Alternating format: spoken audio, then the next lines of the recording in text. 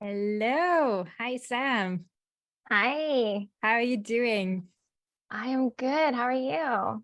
I'm also good. Thank you. Boost. You're joining us from Toronto today. What time I is it where you're at? I see you still have some daylight. But for us, it it's pitch dark already. it's 4:30 p.m. in Toronto, but there's some wicked wildfires all over the country, so it's actually quite dark and smoky here, so it feels a little darker than it should by now, but we're doing all right. Okay, I hope you're safe. Everyone you Yes, know is safe. yes. Great. Cool. So today you will share some thoughts and some experience on how it's actually like to be a design system team of one, or even like a design team of one. Mhm. And I think a lot of people have experienced the same. It's not always that we have like a full blown team supporting us. And yeah, how long have you worked on that last project as a design team of one? I've been working as a design team of one for about 4 years now, but I did the big monster CI/CD pipeline project, which was over a year in the making. And then I handed it over to someone I brought in to help so I could move on to other things. He's on the stream right now. So shout out to Dennis who took over for me. Great. So you can really say you have some experience on how it's like to be that person who's handling all the uphill battles on advocating for your ideas, finding allies, and also like promoting what you really want to do to contribute, right? Mhm. Yeah, definitely. And it turns out there's a bunch of people on the chat that are the same. And I started a Slack channel in the Into Design System Slack just like an hour and a half ago. So if you want to join the conversation there, feel free to. There's a bunch of us, so now we're a team. Amazing. Perfect. That's how it should go. So cool. I will just give a quick intro about you and your talk. So you work as a freelance design system lead, and as I said, you're based in Toronto, and you have some pretty cool career path. You will tell us some insights about that. It's probably the most creative one I've seen, maybe like in years or ever. We'll see. But yeah, I think one thing that really stuck in my head when we had our first talk was you said when you were in sales at L'Oreal that well, sometimes, of course, like we feel stressed or overwhelmed. And you were saying, like, come on, people, it's not like we're saving lives. And then your career took an interesting turn where you worked on an SOS app where your work actually did save lives. So that is quite a cool 180-degree turn. And Yeah. yeah, that is pretty impressive. And I think it shows how much impact actually our work can have. Our work as designers or engineers or anyone who's related working to a digital product. So I think that is a pretty cool story. And I think most of us have said that sentence multiple times in their career. Yeah, you want to talk about imposter syndrome as a design team of one when you're like, no, if I fuck this up, it's literally somebody could die. It's a different sort of level of experience. And doing that by yourself as a design team of one is a whole nother ball game. So I mean, if I can Yeah. do that, I feel like I can do just about anything. Exactly. So, yeah, after this decade of experience in marketing and in sales, you ended up working as a freelance design lead. And it's my absolute pleasure to introduce another female design system lead. And I think some people could say, "Hey, isn't that like competition for you, Christina, or competition for Sil or for Romina? Like everyone who's participating in that."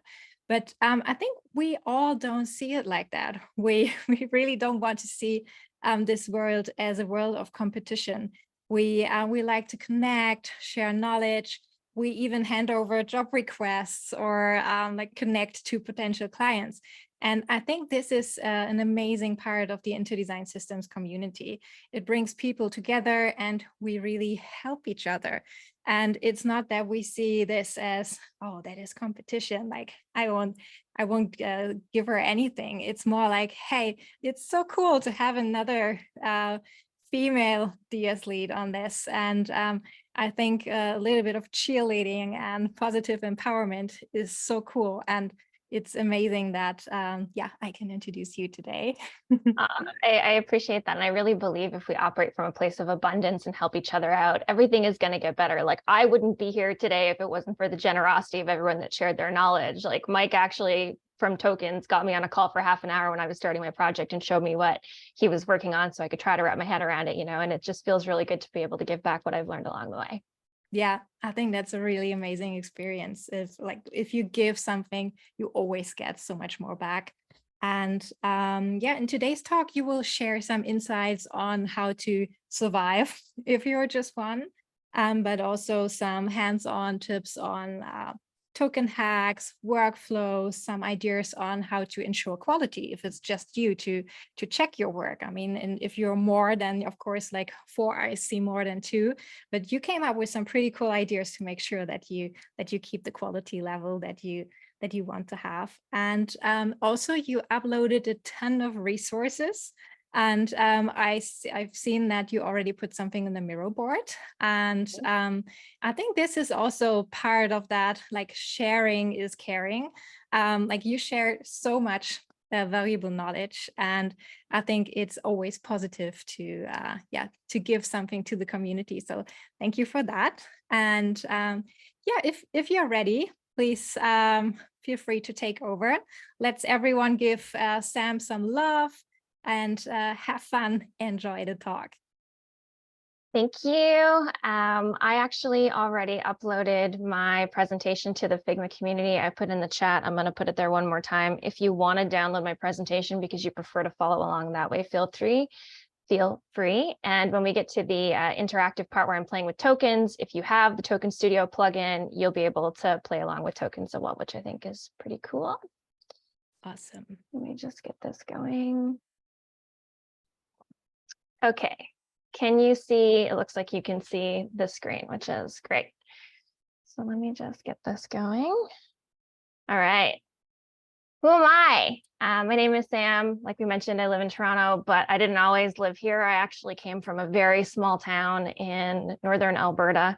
I'm super nerdy about science and technology. I actually went to school to study psychology thinking I was going to be a lawyer. And before I wrote my LSAT, turned out that was not a good pathway for me.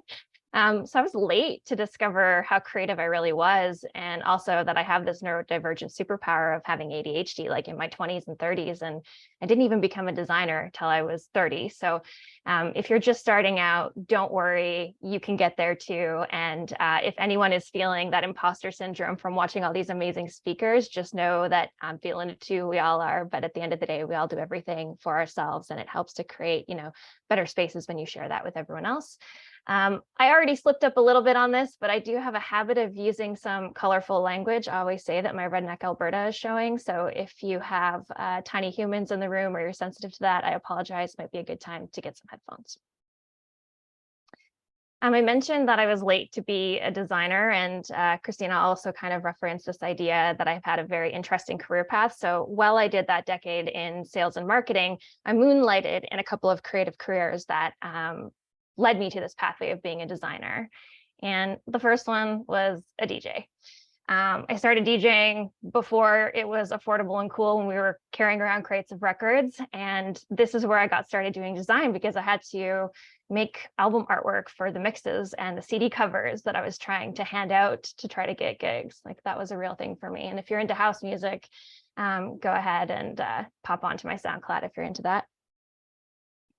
And then I found a passion for circus, and I am a semi-retired circus performer. I have toured all over the world, and now I still teach children doing fire and LED. And the interesting thing about this pathway to design is that it prepared me, because you fail a lot more than you succeed in the beginning of both of those things. And you can't be afraid to mess it up, and you can't be afraid to be afraid, because at some point you're going to stop the music in front of a couple hundred people, or you might drop that fire hoop and you've got to pick it back up again while people are looking at it. So this idea of using my, interests and talents to get me to where I am today is something that I think anyone can apply. And people ask a lot, like, how did you get here? I just kind of followed the universe's path to get me to where I am today. And another interesting thing that I always like to tell people is that flow states are the scientific pathway to creativity and innovation. And if you want to read more about that, there's an amazing book called Stealing Fire, which is written by the researchers for flow states. And they talk about fire performing and creativity and design and Burning Man and all those sorts of things. So if you're looking for something interesting to listen to or to read, it's a good one. I'm a design team of one, and I have a habit of working at startups for companies you've probably never heard of. And I work on problems that tend to not have a playbook. So, how do you redesign an SOS experience for people who are stranded on a mountain and they're maybe trapped into the snow and there is an avalanche that happened? That's a real project I worked on. And that same company then asked me over a year and a half ago, how can we have it so that designs end up live in the product with minimal developer effort? And of course, I had just started to learn about tokens at that time and kind of knew that CI/CD pipeline was possible. And I actually got to build a design system that is, currently almost released, but you could make a change to a token in Figma. And with a couple of clicks via the magic of Token Studio and GitHub and Style Dictionary, it can be live on the internet in just a couple of clicks. And I did this mostly as a design team of one. So just know that you can be scrappy and make it happen. And you don't necessarily have to have a team or a bunch of fancy tools in order to make it happen. I want to remind you guys that I have absolutely no idea what the fuck I'm doing. I'm doing the best I can with the information I have every day, and imposter syndrome is a real thing. I love this post from Taylor. You can check it out on his Twitter there, and this is the link to the Instagram if you want to order yourself a mug. I love this one. It's very accurate about how I feel on a day-to-day basis as a design team of one, because often you are doing a little bit of everything at like 10%, and you really feel like you're doing nothing at all. And you don't have the time or the energy to learn about the new things. And you never feel like an expert of anything. And that's pretty normal. But the interesting thing is, and some of the other speakers have already touched on this, is that nobody really knows what the fuck is going on. And I discovered this while I was working on the CI/CD pipeline project, right? I had done these designs for this component here and this little round thing at the end of the text here. And I was trying to document it for the developers. And I'm trying to build component level tokens. I'm trying to name things properly. And I'm trying to figure out the right way to do this. And I hit a wall. And I decided, you know what, now's a good time to try this new fancy thing called ChatGPT. I was avoiding it for a long time because ADHD rabbit hole is a thing. And I was fighting with it because the answers it was giving me, like, what's the difference between an FAQ and an accordion and a collapse and a disclosure, was basically like, well, there isn't really a fundamental difference other than what other people are calling it. And I was like, this is stupid. I don't know how to use ChatGPT. So I did the same thing for this other little round thing. What's the difference between a badge, a tag, a pill, a chip? Same answer. And I had this aha moment. And that's, nobody knows what the fuck is going on.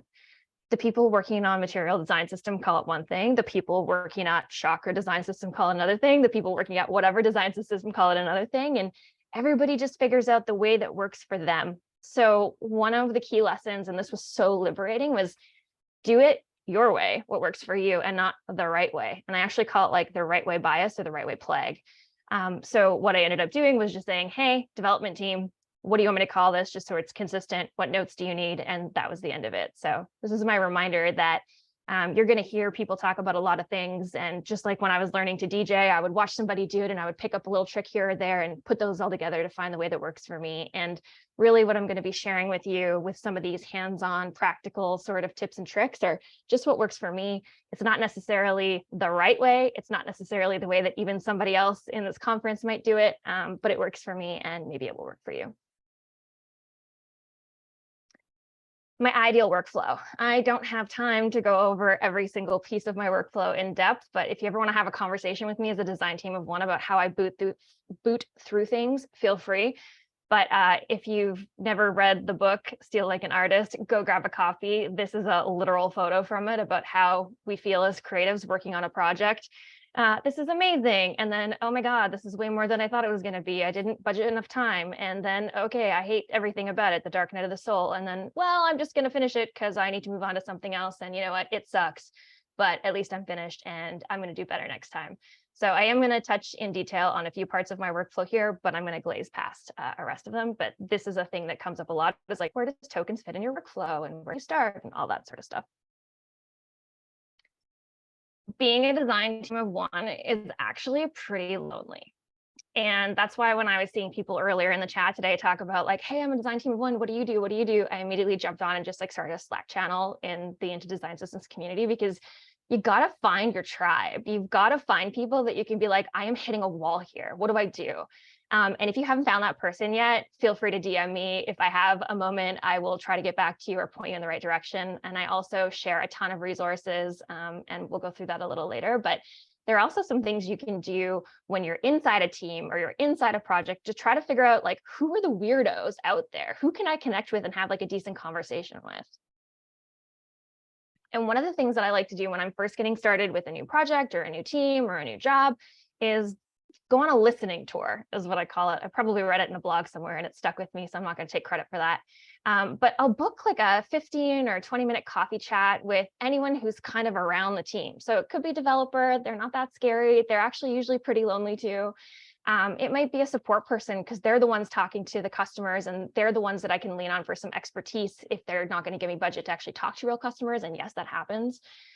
It might be the PMs. And really what I'm looking for is, what do we have in common? Like when I start a conversation, I'm going to have to ask them for something. What little like courtesy, friendly conversation can we have to get those, day-to-day sorts of things going?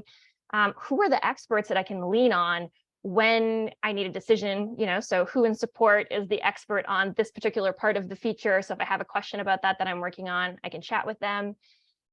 Where is my time and talent best spent? Meaning, where can I cut corners to buy back my time? Because I'm telling you, there's never enough time to do it properly, and there's never enough time to do everything. So you kind of got to figure out like, who actually cares about this thing and do I need to do it or not?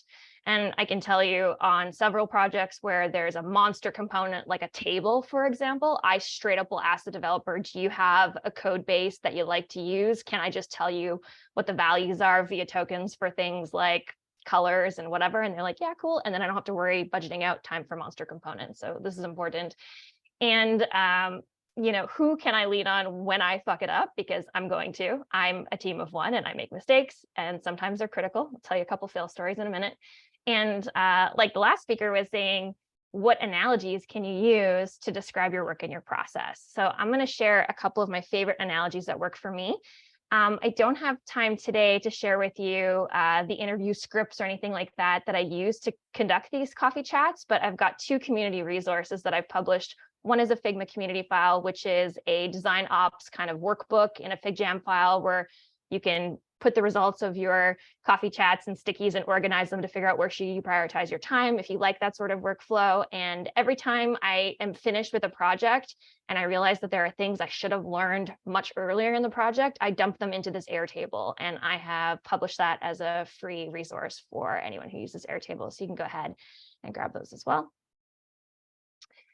The Lego analogy, and I was on a call with a PM and he was talking about how his foot hurt because his kid had left a Lego all over the floor and he stepped on it and whatever.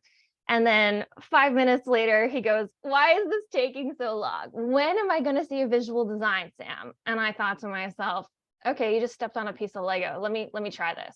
Okay, so the product that you want me to build is like a Lego city. All right, but it's not just like a Lego city that you might see built out of the tiny square blocks. Like you want this elaborate Lego city. And right now, I don't even have the blocks to start thinking about building this Lego city. Once I have the blocks, it snowballs very quickly. I can build it up, especially if I have a plan and I know what blocks should go where. But right now, I'm still trying to figure out, what do they look like? What colors are they? How are they going to be positioned and spaced? And who can I get to build this thing? And how are we going to build it? So this is a good one. If you have, I lovingly call them the dinosaurs. It's like people who are kind of old and don't really get technology or try to explain these very future forward things. Sometimes you got to bring it back down. The other one I love and also was touched on in the previous talk is this paint store analogy. And I had just finished saying to somebody on a team call that I was done the core token set, let's say, I don't really even remember. And they're like, what does that mean? So the tokens are done? And I said, no, no, no, the tokens are not done. But earlier in that call, we were talking about how this person had a flood in their basement, and they were having to have contractors in to repaint, to do the drywall. And he had just gone to the paint store and it was super overwhelming. And at the same time, I was also repainting my bedroom in my new apartment.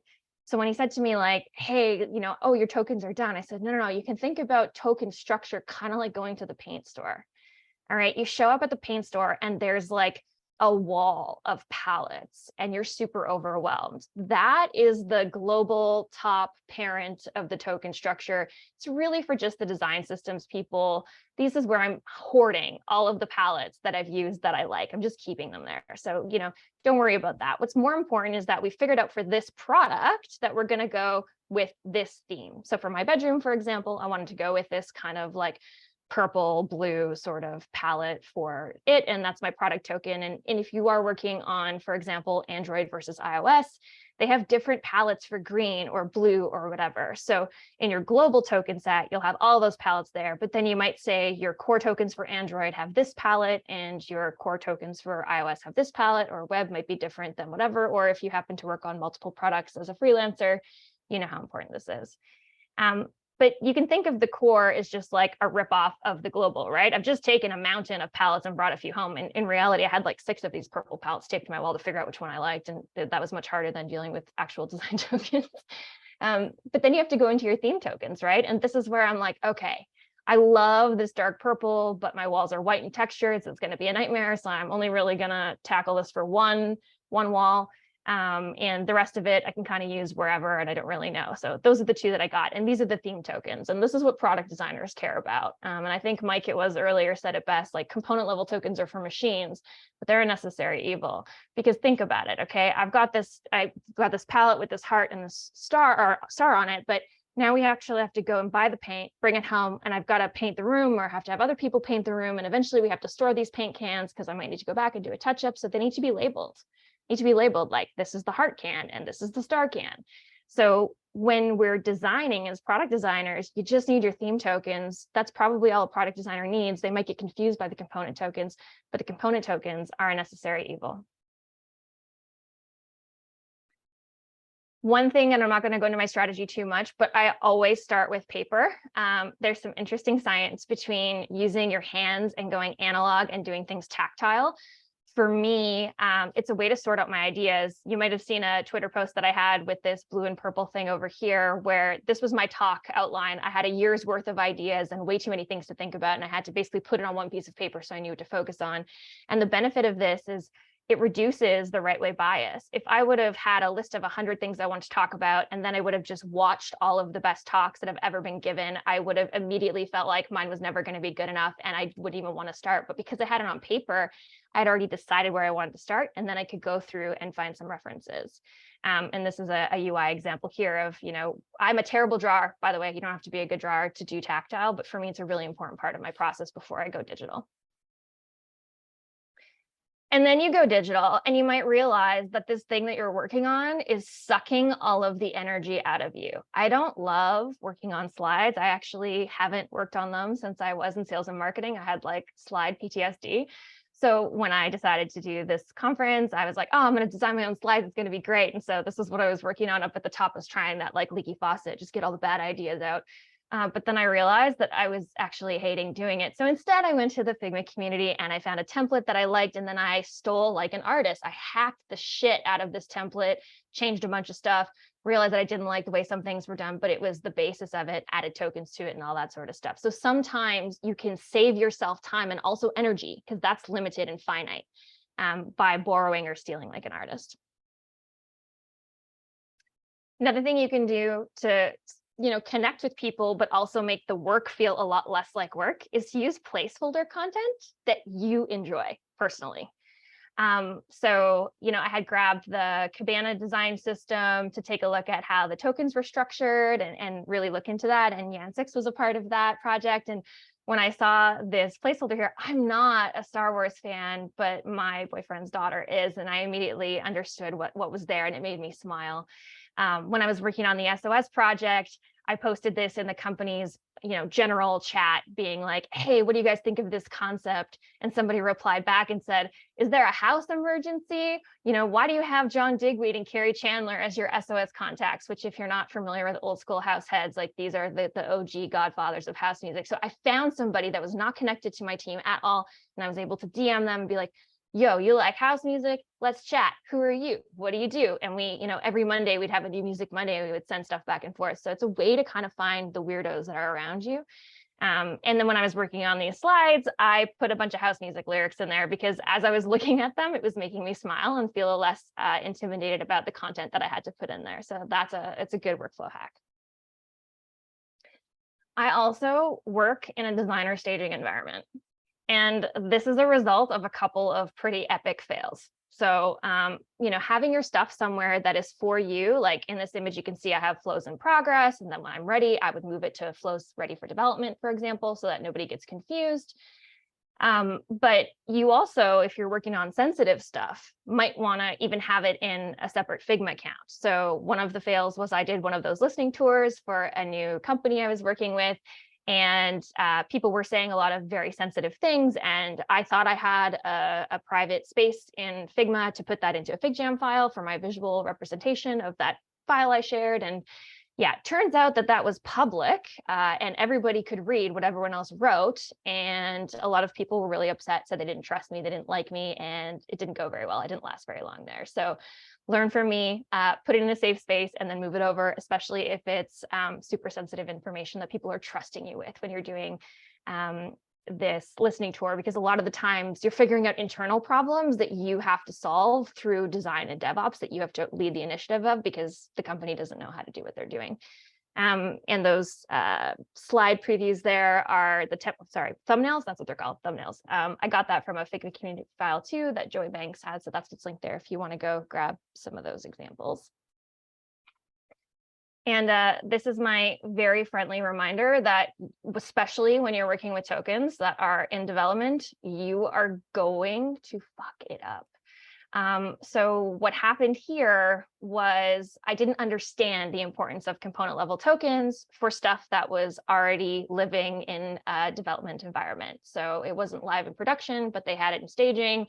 And I changed the semantic or theme level tokens or whatever it was that were applied to the button. And I pushed through those changes, just working around doing my thing.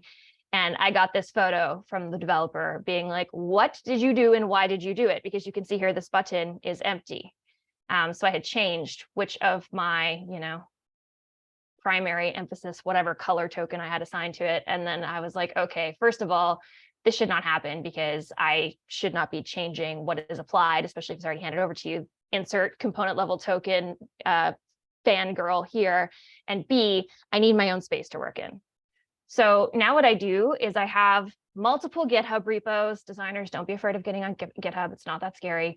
I have my own personal ones, and then I have whatever team I'm working on, and I do all my token work in my own repo. And then I say, hey, developer, I'm ready to hand something over to you. And then I switch it over and I give them their files. A, they don't get annoyed with my 1,000 commits a day. And B, I feel safe to be creative and be messy and to make mistakes, because I can tell you from working on that SOS project, when you are scared, you are not creative, you are not thinking.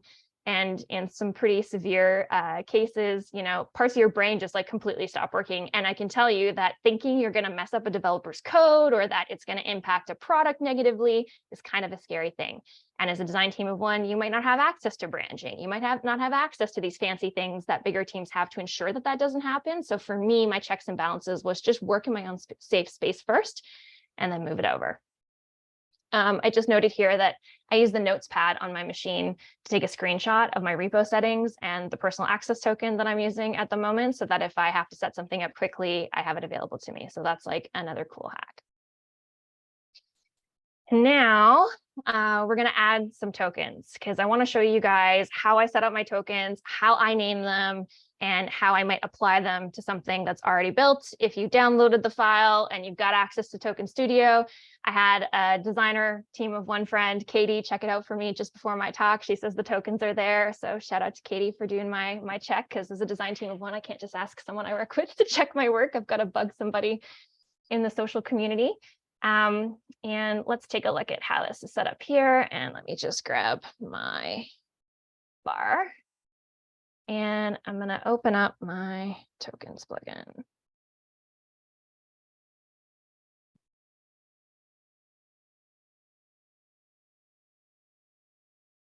Fun thing you guys might not know, but you can actually change the size of this window. And that like blew my mind when I figured it out, by the way.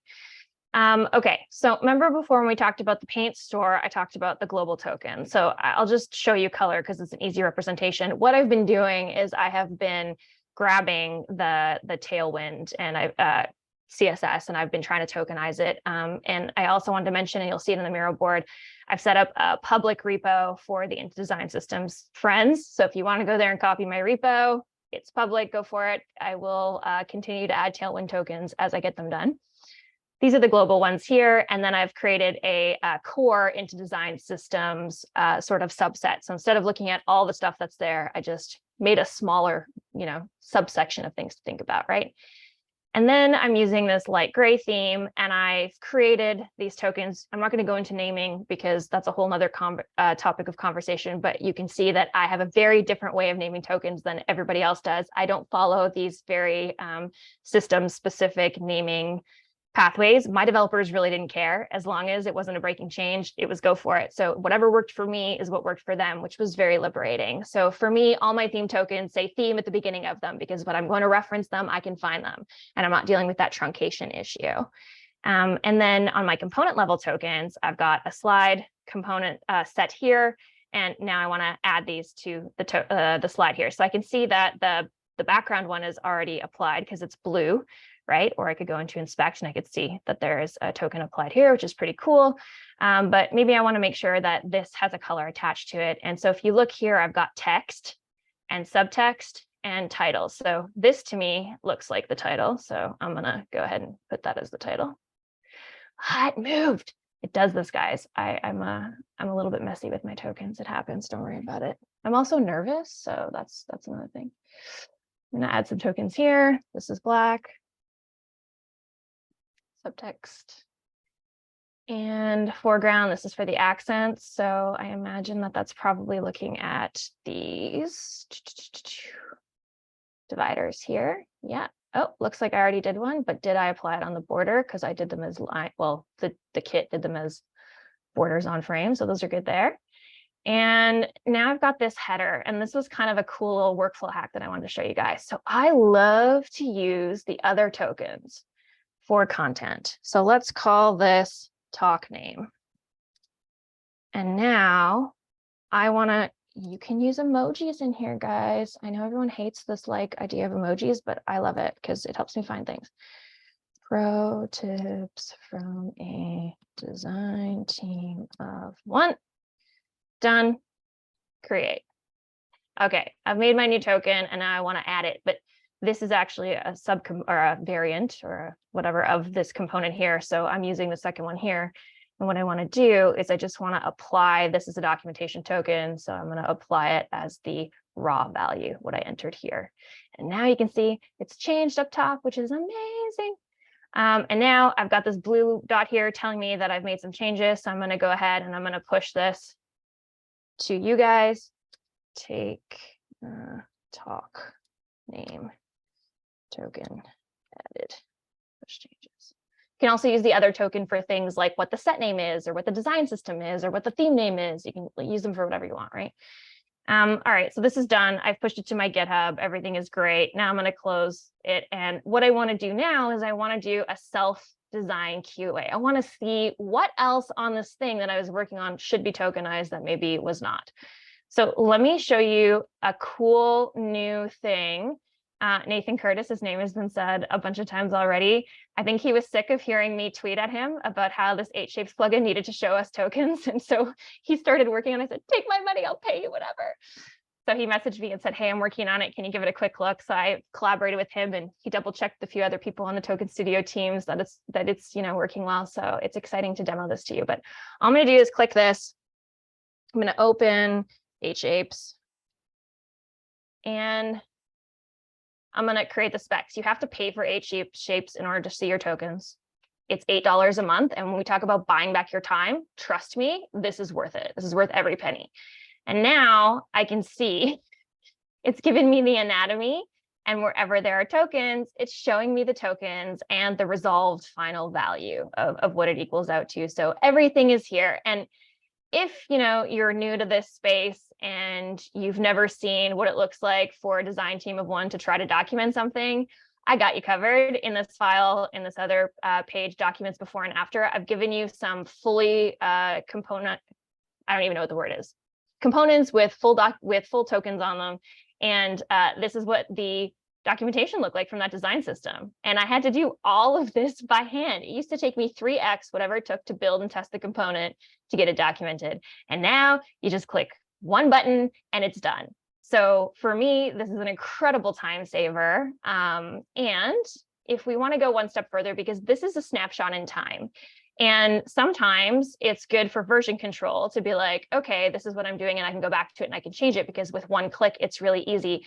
But there's the Automator hack. And I think it was Jan Six and Esther have created this thing that they put on the Automator community, and I've done a few tweaks to it. And I've also given you guys the exact copy of what I use for my template. So the first thing I'm going to do is I'm going to pull a copy of the template. And now I'm going to go into Token Studio first. And I'm going to, trust me on this one, copy and paste every time, especially if you've got these, you hit rename so that you can copy and paste. If you're using files, a file setup to name your sets, it's important to copy and paste, because one little issue with spacing or spelling it differently and it won't work. So I've done that. I've got it copy and pasted. Now I'm going to go and I'm going to open Automator. You have to make sure that your template is selected. I'm going to go create documentation. I'm going to go for the component slide set. I'm going to hit done. Token name starts with, I don't care, because I want all of them. All right. Running. Done. Cool. Now I've got to figure out, where did it put this thing? This is always like a fun game. I'm going to close Automator of like, where did it put it? I can't find it. All right. Well, this is the demo effect, friends, right? So I'm going to try it again. Maybe it wasn't selected. That might have been my own fault. Create documentation. Done. Done. Running 8 seconds. Like, it really should be here. This is my life, friends, as a demo. But to save you guys some time, I do have a before and after here with some live tokens in it. But what it does is it produces this sort of situation here. And I have a document that outlines the step-by-steps with videos that are actually working. So I'll be able to link out to that within the community file if you want to check out my hack and my step-by-step on how to use Automator to do these sort of living documentation. Cool thing about that is it updates when you update. And then my last tip is how to battle your inner saboteur. All right. So as a design team of one, you really do feel like you're not doing anything right because you're doing everything a little bit. You don't get to become the expert on anything. So what I do is I ask people for feedback. I create a little survey, and at the end of the project, or if it's, long-term, maybe every 6 months or whatever it is, you can just ask the people you've worked with, like, hey, I'm trying to figure out where I should spend my time this year and what I should learn. Do you mind giving me some feedback? You send them the link. And this is the exact survey that I give to developers. It's a couple questions, takes a couple of minutes. And what they put in here always surprises me. Like, I didn't realize that developers said, I wished everybody would document designs like Sam does, because it makes my life so much easier. And that's why I wanted to show you my documentation hacks, because I knew that that was a strength of mine. But I didn't know that before I did this feedback survey. So if you want to do your own feedback survey, I've made this as a template that you can download from Airtable, personalize it, and create a link and send it out. And in the spirit of asking for feedback, I'd love your feedback. You can point your camera at the QR code to open up a feedback form about my presentation. You can click the link there on Bento to find me everywhere on social where you exist. And I love chatting with you guys. So please feel free to reach out if you have questions, you get stuck, or you need someone to bounce ideas off of. If I don't know the answer, I might be able to point you to a resource where you can learn it for yourself. So thank you so much for the Into Design Systems community for inviting me to speak.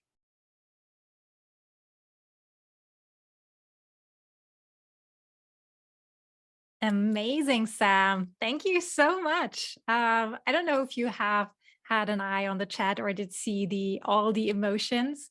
I think the chat was on fire. So many people could relate to the things you said, and there were so many hearts and clapping hands flying. So yeah, I think you really hit a nerve with the things you explained, and yeah, I think we do have some time for a few questions, and I think one question that is also touching a nerve is how do you actually stay motivated if you're just a design team of one?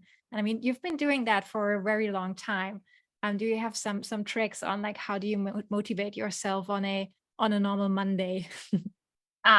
I love what I do, first of all, and I find people that I like working with, and I'm a problem solver. Like, I like to think about things and be like, oh, that's interesting. Let me take that away and think about it. So if I can create a problem to solve, then it's okay. I try to find ways to buy back my time for things that I don't love doing.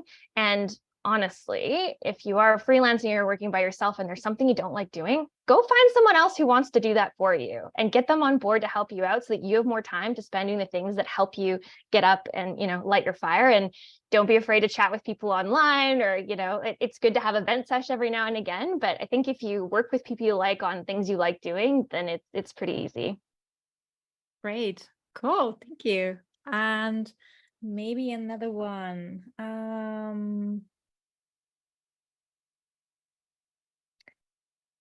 How do you establish an organizational structure for your Figma files that promotes ease and understanding and accessibility? Okay, that's a great question. My individual Figma file itself is what I think they're talking about, and the pages. So I have, I have these like sections within the Figma files that say work in progress, and they're always down at the bottom, like don't go there. And then up at the top is the things that people should be looking at, because most people log into a Figma file and they're like, oh, I can't find what you're looking for. Like, so if you put that there first, it's great. You also can have a table of contents on that first page that says, oh, if you're looking for this, click here, because I swear it doesn't matter how many times you've walked somebody else through a file or your file structure, it will be like the first time they've ever seen it every time. So help them find their way around and go from there. But, it's limited, right? I don't have access to, branching and theming. So I do a lot of different things with version control. Like that could be its whole own talk, I feel. Yeah, exactly. Right.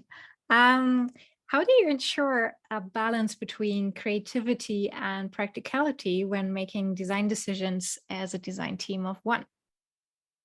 Time boxing, it's your friend. So if you like, for me, I really need like a half day's worth of time in order to get into something. So if I know I've got a meeting on Monday morning and that's my stand up because that's what the team is doing, I'll block out that first block on Monday to do more analytical things like, email, documentation, whatever, because I'm already in that sort of mode. And then I will block my calendar off. I go in what I call as monk mode, where you need to know how to get me, because notifications are not happening. You can't call me, like that's the deal. And then I get that done. I also think it's important to know what you need. So if I need to start my morning with creativity to get the leaky faucet thing, get all the bad ideas out and start it going, then I might mess around with something that is a personal project for me before I get started on the boring work that I have to do for someone else. So figure out what works for you and then do that. Great. Awesome. Cool. I think there's some more questions on the Miro board, but you can just also answer them after this one. Thank you so much. It has really been a pleasure. And thank you also for the resources. Take the opportunity and check the things out that Sam posted on the resources tab on her Miro board. And yeah, thank you very much. And we'll be back after a short break for the next talk. Thank you so much for having me. Good job on the stream, guys. It's been an amazing day. I'm feeling so inspired. So thank you so much. Thank you. And thanks for all the love in the chat. I'm going to catch up on messages in a minute. Bye.